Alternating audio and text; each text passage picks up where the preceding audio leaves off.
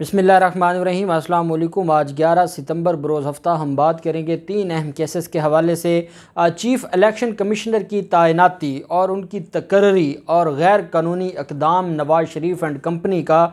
और अब जैसे जैसे चीफ़ इलेक्शन कमिश्नर के गिर्द घेरा तंग हो रहा है और हुकूमत पाकिस्तान ने कार्रवाई शुरू कर दी है, वैसे ही सुप्रीम कोर्ट ऑफ पाकिस्तान ने भी कार्रवाई शुरू कर दी है। और आज इतनी बड़ी डेवलपमेंट हुई है कि चीफ़ इलेक्शन कमिश्नर के ऑफिस से लेके जाती उम्रा तक सबकी चीखें निकलवा दी हैं सुप्रीम कोर्ट ऑफ पाकिस्तान ने। और सुप्रीम कोर्ट ने ऐन मौके पर जब लोहा गर्म था तो उन्होंने इसके ऊपर चोट लगा दी है। और ये चोट इतनी गहरी लगी है कि जो चीफ़ इलेक्शन कमिश्नर का ओहदा चीफ़ इलेक्शन कमिश्नर से ले जाएगी। बड़ी अहम तफसीलात हैं जो मैं आपके साथ शेयर करने जा रहा हूँ। साथ हम बात करेंगे नूर मुकद्दम कत्ल केस में कुछ टेक्निकल चीज़ें हैं जो चालान सबमिट करवाया गया है। ये जो अबूरी चालान है, इंटरम चालान है, कुछ चीज़ें अभी इसमें रहती हैं। वो ज़िमनी चालान जो सप्लीमेंट्री चालान है वो सबमिट करवाया जाएगा। उसके हवाले से कुछ टेक्निकल चीज़ें मैंने सुनी हैं कि जो गलत तरीके से रिपोर्ट की जा रही हैं, वो भी आपके साथ शेयर करना ज़रूरी है। पहले मैं आपको बताता चलूँ कि जो लाहौर में जो वज़ीर आज़म इमरान ख़ान के मुआविन ख़ुसूसी हैं, उनकी फ़ैमिली के साथ एक वाक़या पेश आया था और उनके 2 बेटों को जहर दी गई थी। और उस जहर के हवाले से ये जो मुसर्रत चीमा का मामला है, उसके बच्चों को जो जहर दी गई थी, उसमें उस केस में अब ये कहा गया है मुसर्रत चीमा और उनकी फ़ैमिली की तरफ से कि पुलिस ने इन्वेस्टिगेशन जो शुरू की है, उस इन्वेस्टिगेशन में काफ़ी अहम चीज़ें सामने आई हैं। और पुलिस के पास जो अब नए डॉक्यूमेंट्स आए हैं, उसके मुताबिक जो साबिक मालिक मकान थे जिससे हमने मकान ख़रीदा था, उसकी जो बेटी थी साबिक मालिक मकान की, उसकी बेटी मेरे मुलाजमीन के साथ राब्ते में थी। और बेसिकली क्योंकि ये मकान उसको नहीं मिल सका था और उसके बाप ने मकान, वो चाहती थी कि ये मकान मुझे मिले, लेकिन उसके वालिद ने मकान बेच दिया। इस हसद की वजह से वो मेरे बच्चों को नुकसान पहुंचाना चाहती थी। और वो जो फुटेजेस सामने आई हैं, जब हम घर में मौजूद नहीं होते थे तो वो घर पर आती भी थी और हमारे मुलाजमीन को कीमती गिफ्ट भी देती थी, तहाइफ भी देती थी। और वो उस हसद और जो साइकोलॉजिकल किसी डिप्रेशन की वजह से वो ये सारे का सारा काम करती रही। और अब पुलिस का ये कहना है कि बच्चों को स्लो पॉइजन के ज़रिए खाने में बहुत दफ़ा चीज़ें मिलावट करके, केमिकल मिलावट किए गए और उनको बच्चों को जो है वो उनको मारने की और कत्ल करने की कोशिश की गई, जो कि कामयाब ना हो सकी। लेकिन उन्होंने अपनी तरफ से पूरी कोशिश की मेरे दोनों बेटों को कत्ल करने की। उस पर अब इनकी तरफ से ये कहा गया है कि हम इस मामले को इंशाअल्लाह मंतकी अंजाम तक लेकर जाएंगे और हम इस तफ्तीश को मुकम्मल करवाएंगे और जो असल मुल्ज़मान हैं उनको हर हाल में सज़ा होगी और जो मासूम बच्चों की जान लेना चाहते थे उनको माफ़ नहीं किया जाएगा। दूसरी तरफ जो मामला है, दूसरा इसमें अहम मामला है वो नूर मुकद्दम कत्ल केस का है। आप जानते हैं कि नूर मुकद्दम कत्ल केस में अबूरी चालान सबमिट करवाया जा रहा है। इसके ऊपर बहस हो रही है कि अबूरी क्यों चालान सबमिट करवाया गया है, क्या पुलिस कुछ छुपाना चाहती है, क्या पुलिस मुल्ज़मान को फ़ायदा पहुंचाना चाहती है। ऐसी हरगिज़ बात नहीं है। जो कानून है वो तो ये कहता है कि गिरफ़्तारी के बाद 14 दिन के अंदर अंदर जिस्मानी जो जैसे ही रिमांड के लिए पुलिस गिरफ़्तारी के बाद मुलज़िम को पेश करती है तो 14 दिन के अंदर अंदर चालान सबमिट करवाना होता है। और अगर किसी वजह से कोई एविडेंस है, कोई तफ्तीश है, उसमें कोई मामला रह गया हो तो और वो जो कंप्लीट चालान है वो सबमिट ना करवा पाएँ तो इंटरम चालान सबमिट करवा दें ताकि उसकी बुनियाद पर केस चल सके। मज़ीद जो एविडेंस होगी, जो तफ्तीश होगी, उसको ज़िमनी चालान में अदालत में सबमिट करवा दिया जाएगा। जैसे हम नैब के केसेस में देखते हैं, पहले रेफरेंस फ़ाइल किया जाता है और उसके बाद ज़िमनी रेफरेंस फ़ाइल किया जाता है। वो ज़िमनी से मुराद ये होता है कि कोई नई एविडेंस आ गई है तो वो चीज़ें फिर ऐड कर दी जाती हैं। अब यहाँ पर क्या हुआ कि ये अबूरी चालान है जो सबमिट किया गया और अबूरी चालान सबमिट होने में जो पुलिस का इस चालान के मुताबिक जो DNA रिपोर्ट से मकतूला नूर मुकद्दम से मुल्ज़िम की ज़्यादती साबित हुई है। मुल्ज़िम ज़ाहिर जाफ़र ने नूर मुकद्दम को कत्ल करके इसका सर धड़ से अलग करने का बयान पुलिस को दिया और उसने इकरार जुर्म किया। उसका ये कहना है कि वो नूर मुकद्दम से शादी करना चाहता था, नूर मुकद्दम शादी के लिए तैयार नहीं थी। इस वजह से शराब के नशे में धुत मैंने नूर मुकद्दम का कत्ल किया और सर धड़ से जुदा कर दिया। मुल्ज़िम ने जो नूर मुकद्दम को ज़बरदस्ती कमरे में बंद कर दिया। मुलज़िम ने चौकीदार को कहा कि घर के अंदर किसी को आने ना दे, नूर मुकद्दम को बाहर जाने दे। मुलज़िम ने नूर मुकद्दम का मोबाइल फ़ोन दूसरे कमरे में छुपा दिया। मकतूला का मोबाइल मुलज़िम की निशानदेही पर इसी के घर की अलमारी से बरामद किया गया। कल मैंने ये भी देखा, कुछ लोग ये कह रहे थे कि बग़ैर ज़मानत के मुलज़िम ज़ाहिर जाफ़र अपने घर गया।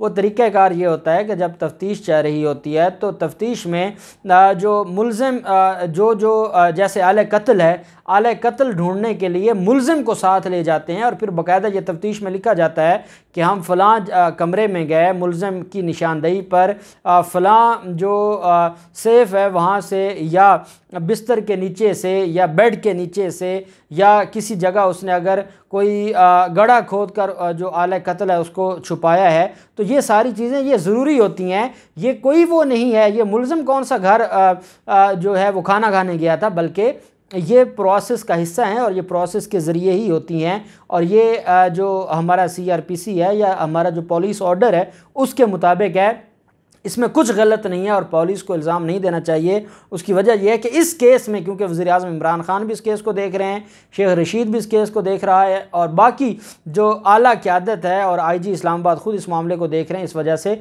इस केस को हमें गलत मलत नहीं करना होगा।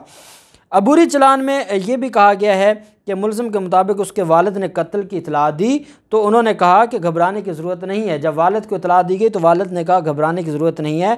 वालिद ने कहा हमारे बंदे आ रहे हैं जो लाश ठिकाने लगा कर उसे वहाँ से निकाल लेंगे। और अब आप अंदाज़ा लगाएं कि इस बयान के बाद ज़ाहिर जाफ़र के ख़िलाफ़ केस तो सीधा सामने आ गया कि वो उसको पता था और वो अबेटर था और उसने अबेटमेंट की है।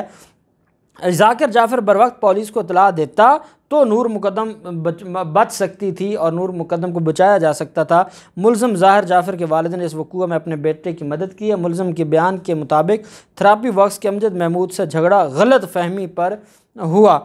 अबूरी चलान में कहा गया कि थेरेपी वर्क्स के मुलाजमीन ने मुलज़िम का फेल छुपाने और शहादत ज़ाहिर करने की कोशिश की। थेरेपी वर्क्स के ज़ख्मी मुलाजिम अमजद ने वक़ूअ का इंदराज भी नहीं कराया बल्कि इसने मेडिकल स्लिप में ज़ख्मी होने की वजह रोड एक्सीडेंट दर्ज करवाई। ये वो थेरेपी वर्क्स वाले हैं जो कहते हैं कि हमारे खिलाफ गैर कानूनी तौर पर मुकदमा बनाया गया है। इन ज़ालिमों ने अगर ज़ख्मी हुए भी थे तो ये उस केस में मुकदमा दर्ज करवा सकते थे, लेकिन उन्होंने मुकदमा दर्ज ना करवाया। फिर इसमें जो अबूरी चलान है उसके मुताबिक DVR में महफूज शुदा तस्वीर और फिंगरप्रिंट्स भी मुलज़िम के ही हैं। 12 अगस्त की DNA रिपोर्ट के मुताबिक मुलज़िम की मकतूला के साथ ज़्यादती भी साबित है। नूर मुकद्दम वाशरूम से छलांग लगाकर गेट पर आई तो चौकीदार ने उसे सहूलत नहीं दी। माली जान मोहम्मद ने भी नूर मुकद्दम को गेट नहीं खोलने दिया। माली जान मोहम्मद नूर मुकद्दम को गेट खोलने देता तो वो बाहर जा सकती थी।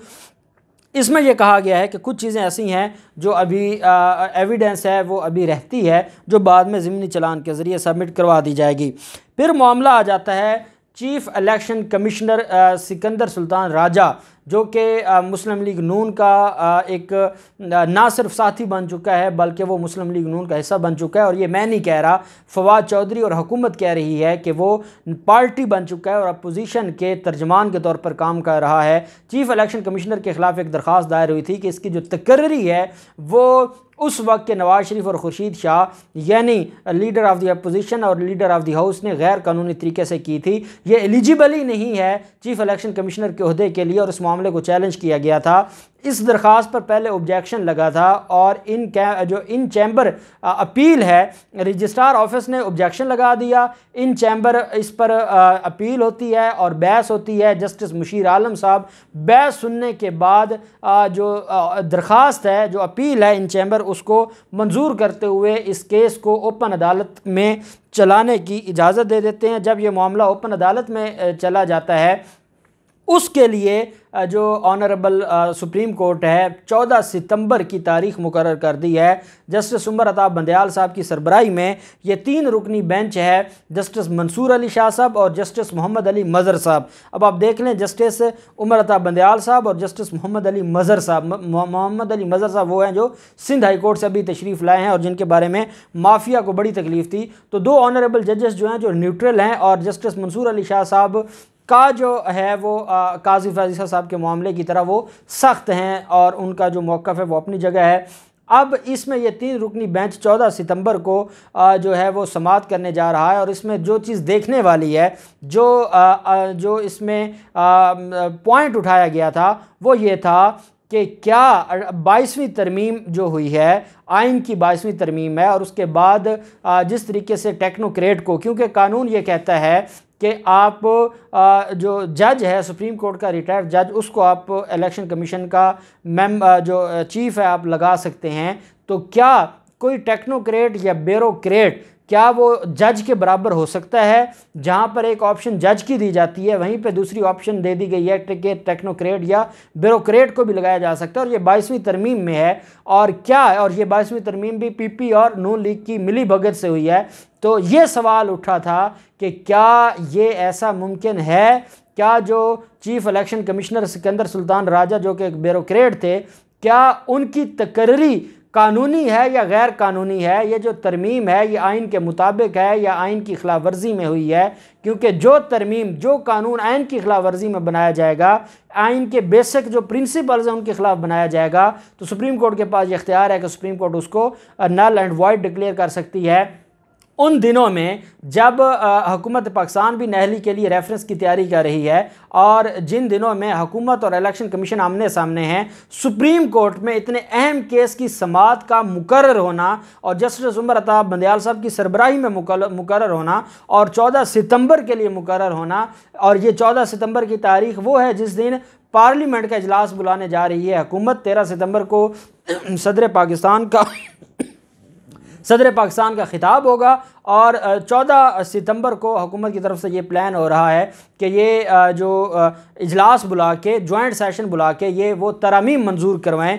उस दिन चीफ इलेक्शन कमिश्नर अपनी नौकरी बचाने के लिए सुप्रीम कोर्ट के सामने हाथ बांध कर खड़े होंगे। और यही उमर अता बंदयाल साहब ने कहा था कि आपने इसी चीफ इलेक्शन कमिश्नर को कि आपने वो पढ़ी है जो जजमेंट है सेनेट इलेक्शन के हवाले से, जिस पर उन्होंने कहा था मैंने नहीं पढ़ी, तो उस पर बरहमी का इज़हार किया था कि आप कैसे चीफ इलेक्शन कमिश्नर बन गए, आपने अपना कानून ही नहीं पढ़ा। तो वो अब चीफ इलेक्शन कमिश्नर जो ज़राए के मुताबिक उन्होंने अपने वकला से मुलाकातें और मीटिंग्स करना शुरू कर दी हैं। 14 सितंबर का दिन बहुत अहम है। चीफ इलेक्शन कमिश्नर, अगर हुकूमत, मैं समझता हूँ कि हुकूमत अभी रुक जाएगी नहली के रेफरेंस के हवाले से, क्योंकि ये दरख्वास्त बड़ी अहम है और बड़े कानूनी पॉइंट्स उठाए गए हैं, और ये चीफ इलेक्शन कमिश्नर की जान ले जाएंगे। अल्लाह पाक पाकिस्तान का हामी नासिर हो। बहुत शुक्रिया। अल्लाह हाफ़िज़। पाकिस्तान जिंदाबाद।